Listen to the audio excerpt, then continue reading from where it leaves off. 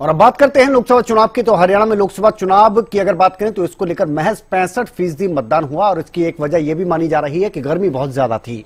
चुनाव आयोग का टारगेट यह था कि किसी तरह से 75% तक मतदान करवाया जाए, लेकिन वो नहीं हो पाया। पिछली बार की अगर बात करेंगे तो पिछली बार 70% से ज्यादा मतदान हुआ था और इस बार काफी कम वोटिंग हुई है। करनाल उपचुनाव की अगर आप बात करेंगे तो 57.8% लोगों ने ही यहां पर अपने मत का प्रयोग किया। हालांकि वोटिंग प्रतिशत में अभी बदलाव हो सकता है, फाइनल आंकड़े अभी आए नहीं है। कुछ दिन बाद आपको बता दें कि ये आंकड़े पूरी तरह से साफ हो जाएंगे, क्योंकि ये जो हैं आंकड़े अभी सामने आए हैं वो एक अनुमान लगाया गया है, इसमें ज्यादा बदलाव नहीं होगा।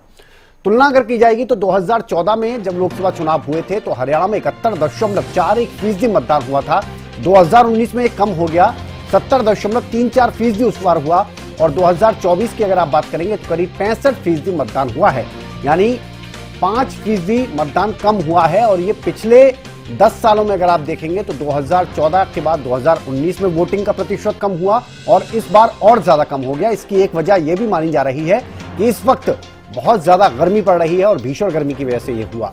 अलग अलग लोकसभा सीटों की अगर बात करेंगे तो सबसे ज्यादा जो वोटिंग हुई वो सिरसा में हुई, 69.1%। ये लगभग एक आंकड़ा सामने आया है। फरीदाबाद की अगर आप बात करेंगे तो 59.9% मतदान हुआ। अंबाला में 67% मतदान हुआ। कुरुक्षेत्र में 66.3% मतदान हुआ। इसके अलावा हिसार की अगर आप बात करेंगे तो 64.6% मतदान हुआ। करनाल की अगर आप बात करेंगे तो 63.2% मतदान हुआ। गुरुग्राम में मतदान का प्रतिशत कम रहा, यहां पर 60.6% ही मतदान हुआ। भिवानी महेंद्रगढ़ की अगर आप बात करेंगे तो 65.3% मतदान हुआ। इसके अलावा रोहतक में 64.6% और सोनीपत में 62.3% मतदान हुआ। इसके अलावा करनाल उपचुनाव की अगर आप बात करेंगे तो यहां पर भी वोटिंग हुई और यहां पर लगभग 57.3% मतदान हुआ है। तो ये आपको हम दिखा रहे हैं कि हरियाणा की 10 लोकसभा सीट और एक करनाल उपचुनाव के लिए कितना फीसदी मतदान हुआ। सबसे ज्यादा मतदान सिरसा में देखने को मिला, जबकि सिरसा में सबसे ज्यादा गर्मी देखने को मिल रही है, लेकिन उत्साह इतना ज्यादा था लोगों का और इस वजह से वोटिंग का फीसदी जो है वो सबसे ज्यादा सिरसा में नजर आ रहा है।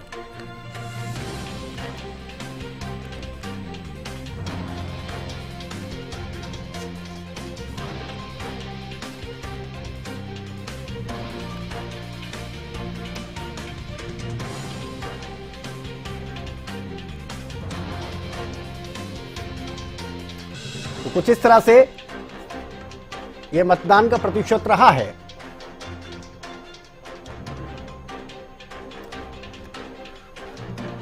और यह मतदान फीसदी इस बार ओवरऑल अगर देखा जाए तो यह कम क्यों रहा, इस पर भी बात कर लेते हैं। कम हुआ है तो इसका क्या नुकसान हो सकता है, इन पर भी बात करेंगे। अमित तिवारी हमारे पॉलिटिकल एडिटर हमारे साथ जुड़ गए हैं।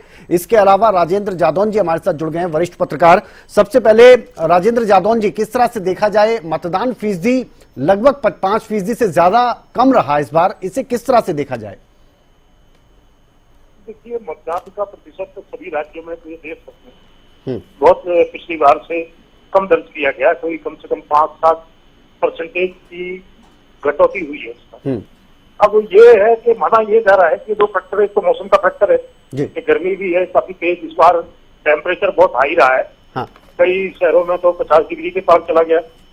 तो अब ऐसी स्थिति में भी कई बार मतदाता जो खासतौर से शहरी मतदाता वो सुस्त रहता है कि ठीक है गर्मी बहुत है, ठीक है हमारे वोट से क्या हो, इस तरह की भावना भी बनी हुई है। ये जो है इसमें बहुत, एक तो मौसम के फैक्टर के अलावा राजनीतिक दलों की विश्वसनीयता भी घट रही है। लोग सोचते हैं कि मतदान मत देते हैं, लेकिन पार्टी कुछ काम करती नहीं, जो चुनावी वादे होते हैं वो पूरे नहीं किए जाते, ईमानदारी से उनकी पालना नहीं की जाती। बस ये है कि लोगों का जो घटता हुआ विश्वास है, ये भी बड़ा फैक्टर है, इसको सब इसी रूप में देखा जाना चाहिए। हालांकि राजनीतिक दल तो अपने अपने तरीके से दावा करते हैं हम 10 की 10 जीत रहे हरियाणा में और पूरे देश में 400 पार हो रहा है और 370 मिल रही है। सबके अपने अपने दावे हैं। कांग्रेस भी वैसे ही कि अब हमारी सरकार बनने जा रही है इंडिया गठबंधन की। तो ये दावे जरूर हैं, लेकिन जो खुद महसूस भी करते हैं कि मतदाता सब नजर रखता है, सब समझता है, ये है।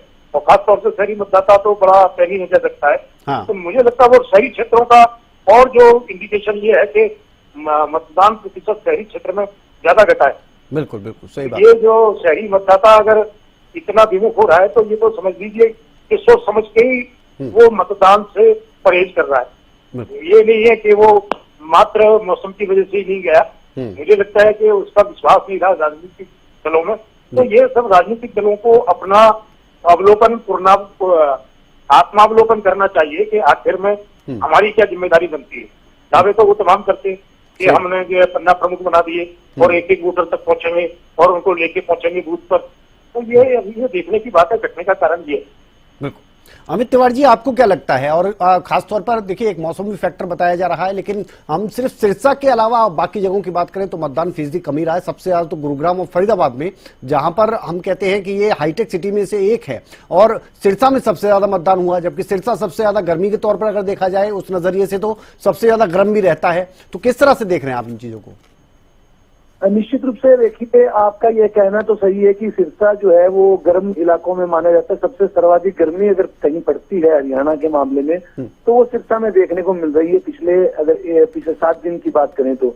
लेकिन इस गर्म मौसम में भी और गर्मी बढ़ती के बीच भी मतदान का प्रतिशत जो है वो सर्वाधिक आया है। तो यह आंकड़ा सिरसा के लोगों का मतदान के प्रति एक तो उत्साह दिखाता है, और हर बारी ऐसा रहता है तकरीबन अगर मामलों में देखा जाए तो सिरसा ने बढ़ चढ़कर अपना मतदान में योगदान दिया है, और इस बार भी ऐसा ही रहा है। लेकिन गर्मी का ज्यादा फैक्टर ना भी हो, अगर ये मान लिया जाए कि गर्मी का फैक्टर नहीं है, तो कोई एक वेव जिसपे कहा जाए कि इस बार जो है उत्साह बढ़ जाए मतदाताओं में और वो वोट करने निकल पड़े, ऐसी कोई वेव, ऐसी कोई लहर, ऐसे कुछ नजर नहीं आया था। उदासीन मतदाता थे और वे केवल वोट करने गए, ना ही तो जोश तो बूथों पर दिखाई दिया, चाहे बूथ भाजपा के बूथों की बात करें, कांग्रेस की करें, और जो दूसरे क्षेत्रीय दल है उनके बूथ तो वैसे भी कमजोर नजर आ रहे थे। तो ऐसे में जब भी त्रिकोणीय मुकाबला नहीं बन पाया, देखिए अगर हरियाणा की बात करें तो ऐसे में यह कम जो मतदान प्रतिशत है ये असमंजस की स्थिति पैदा किए हुए है। क्योंकि कई बार जब हमेशा ऐसा कहा जाता है कि जब खूब वोटिंग, बम्पर वोटिंग होती है तो वो सत्तारूढ़ दल के लिए नुकसानदायक होती है। लेकिन 2014 और 2019 के जब चुनाव हुए थे, मतदान हुआ था, उस मतदान को देखते हुए यह परसेप्शन गलत हो जाती है। क्योंकि उस समय देखिए 2014 में बम्पर वोटिंग हुई, 2019 में भी अच्छा मतदान जो है वो रिकॉर्ड किया गया। तो उस समय भारतीय जनता पार्टी को बम्पर जीत मिली, उनके उम्मीदवारों ने लाखों के अंतर से चुनाव जीता और हरियाणा की 10 की 10 सीटें जीती, और ऐसे में यह परसेप्शन सही नहीं होगा। लेकिन अब जो चुनाव परिणाम अभी देखिए मतदान का जो आया है आंकड़ा सामने, वो अभी फाइनल आंकड़ा भी उसमें कंपाइल होना बाकी है। ऐसा कहा जा रहा है कि कुछ अभी प्रतिशत उसमें बदलाव होगा। अगर बदलाव होगा तो फिर कितना प्रतिशत होगा और पिछले बार की अपेक्षा कितना प्रतिशत नीचे गया है, क्योंकि अभी 5.34% का आंकड़ा कम दिखा रहा है। अगर 2-2.5% की बढ़ोतरी होती है तो बीच का सा आ गया कि ज्यादा भी कम नहीं हुआ और अधिक उतना भी नहीं हुआ। तो ऐसे में एक बात कही जा सकती है विनय कि जो असमंजस की स्थिति है उसमें खुश होने की जरूरत किसी को भी नहीं है। हालांकि कांग्रेस यह मान के चल रही है कि ग्रामीण क्षेत्रों में मतदान ज्यादा हुआ है तो उसका फायदा उन्हें ज्यादा मिलेगा, क्योंकि गांव में किसानों का विरोध जो है वो देखने को मिला था। तो ऐसे में भाजपा को नुकसान वहां हो सकता है और कांग्रेस इस बात को लेकर हौसले में है। और शहरी क्षेत्र में मतदान प्रतिशत कम रहा है। जैसे आपने कहा कि ओवरऑल अगर स्टेट की बात करें तो गुरुग्राम और फरीदाबाद में जो कम मतदान हुआ तो वो शहरी क्षेत्रों में वहां मतदान कम हुआ है। और इधर सिरसा से चलें और अलग अलग शहरों में बात करते चले विधानसभा क्षेत्रों की, तो शहरी क्षेत्र में मतदान ग्रामीण क्षेत्रों की अपेक्षाकृत कम हुआ है। तो इसका घाटा जो है वो भारतीय जनता पार्टी के सिर मंडा जा रहा है कि भाजपा को घाटा हो सकता है। हालांकि देखिए अंतिम तो सब चीजें परिणाम के बाद ही सामने आएंगी, लेकिन जो घटा मतदान है उसके लिए अभी किसी को भी खुश होने की जरूरत नहीं है। मुझे लगता है असमंजस की स्थिति में कांग्रेस भी है और भाजपा भी है। जी बिल्कुल।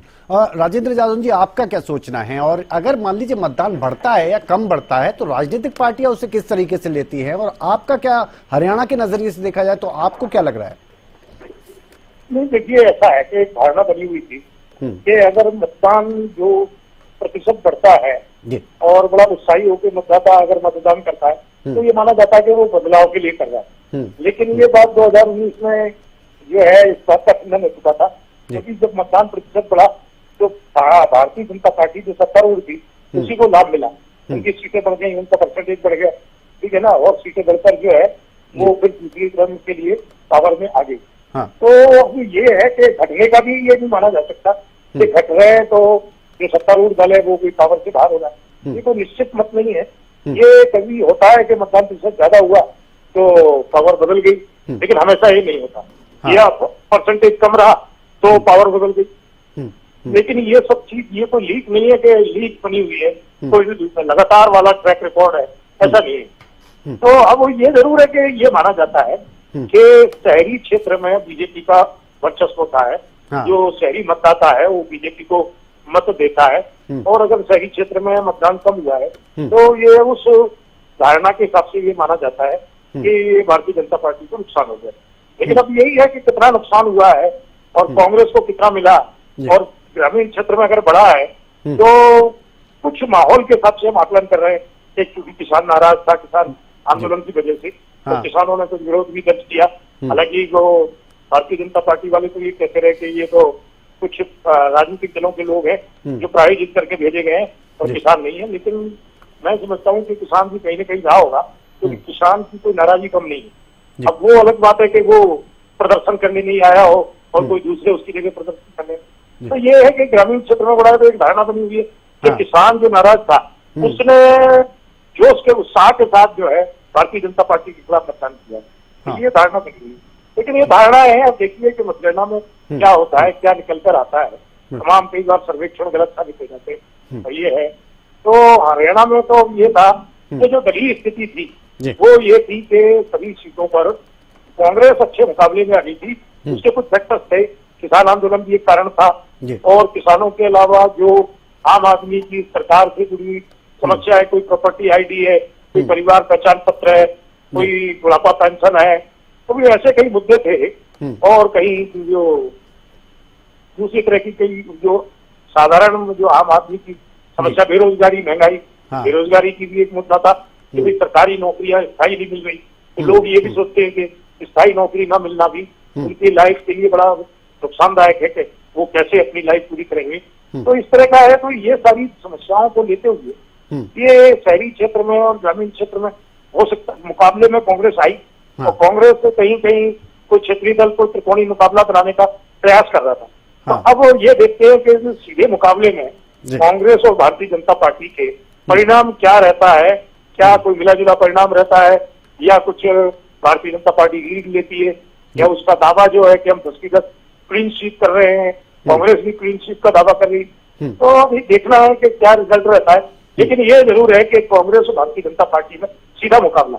ठीक, अमित तिवारी जी, आपको क्या लगता है अगर गुरुग्राम और फरीदाबाद को हम देखें, और यहाँ पर भारतीय जनता पार्टी अपनी हैट्रिक को लेकर चल रही थी, उस चीज का दावा कर रही थी, और कांग्रेस कह रही थी कि इस बार बदलाव होगा, लेकिन दोनों ही तरफ मतदान कम होना, और खास तौर पर ऐसी जगह पर जहां पर माना जाता है कि बहुत ज्यादा शिक्षित हैं लोग और जगहों की तुलना में ज्यादा समझदार बताए जाते हैं, तो आप किस तरह से देखते हैं इन दोनों जगहों को?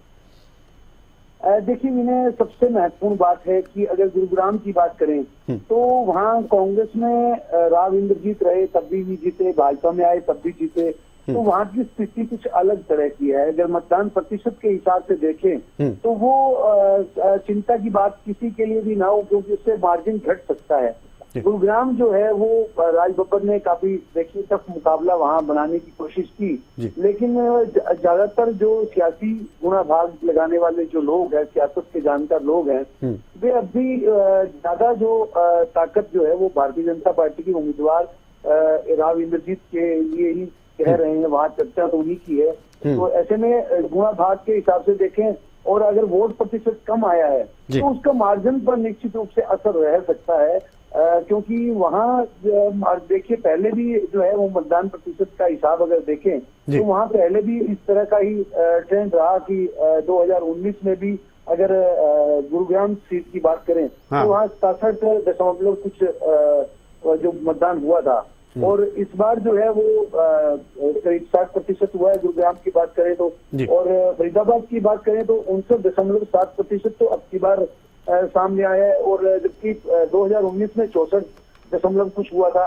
तो ऐसे में इन आंकड़ों को देखें और सीट का ट्रेंड देखें तो वहाँ वोटिंग प्रतिशत से मार्जिन पर निश्चित रूप से असर पड़ेगा, लेकिन वो भाजपा के लिए वहाँ स्थिति अब भी सुखद मानी जा रही है। यह जो राजनीति के जानकार लोग ये बात तो कहते हैं और खुलकर भी बता रहे हैं। जी चलिए, बहुत शुक्रिया आपका अमित तिवारी जी इस बातचीत के लिए, और साथ ही राजेंद्र जादौन जी हमारे साथ जुड़े रहे, इसके लिए भी बहुत शुक्रिया। तो ये जो मतदान कम हुआ है, इससे लेकर अगर देखा जाए तो अलग अलग सबका विश्लेषण है, और ये इसमें कोई दो राय नहीं कि 4 तारीख को जब रिजल्ट आएंगे उसके बाद ही साफ होगा कि इस वोटिंग फीसदी में जो गिरावट देखने को मिली है इसका किसको फायदा हुआ और किसको नुकसान हुआ।